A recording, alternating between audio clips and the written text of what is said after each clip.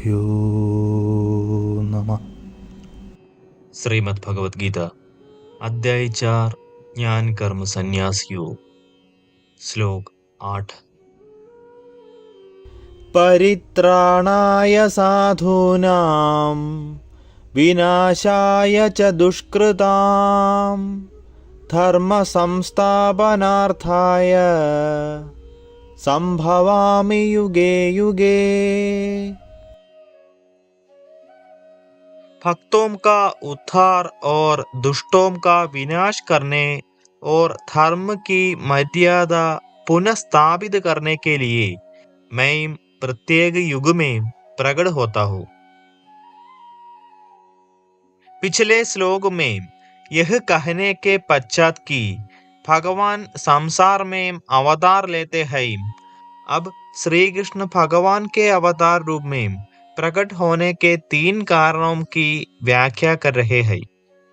दुष्टों के विनाश के लिए, भक्तों के उद्धार के लिए, धर्म की स्थापना के लिए। फिर भी यदि हम इन तीनों बिंदुओं का गहन अध्ययन करते हैं, तब भी तीनों कारणों में से कोई भी अधिक विश्वसनीय प्रतीत नहीं होता। भगवान अपने भक्तों के हृदय में वास करते हैं और उनके भीतर रहकर सदैव उनकी रक्षा करते हैं। इस प्रयोजन हेतु भगवान को अवतार लेने की आवश्यकता नहीं होती। भगवान सर्वशक्तिमान है और केवल अपने संकल्प से उन्हें मार सकते हैं। इसलिए ऐसा करने के लिए उन्हें अवतार के रूप में प्रकट होने की क्या आवश्यकता है? वेदों में नित्य धर्म का वर्णन किया गया है। भगवान अपने संत के माध्यम से इसकी पुनः स्थापना कर सकते हैं। अतः इस कार्य को संपन्न करने के लिए अवतार के रूप में प्रकट होना आवश्यक नहीं है।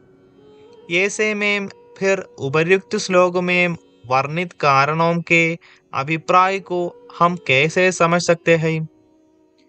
श्री कृष्ण के कथनों के आशय ग्रहण करने के लिए हमें गहनता से विचार करना होगा।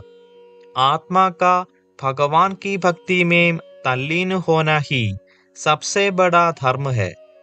इसलिए भगवान अवतार लेकर इसको शक्ति प्रदान करते हैं।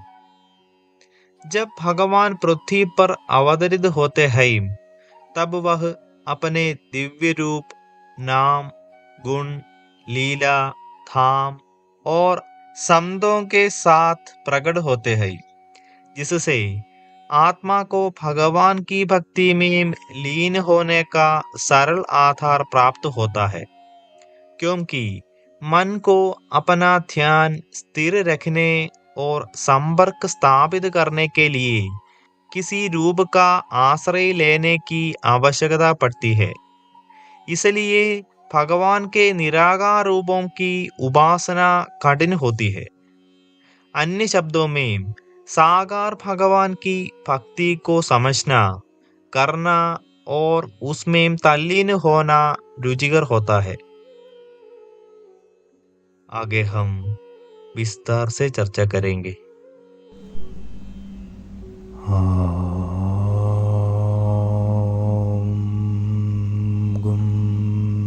गुरुभ्यो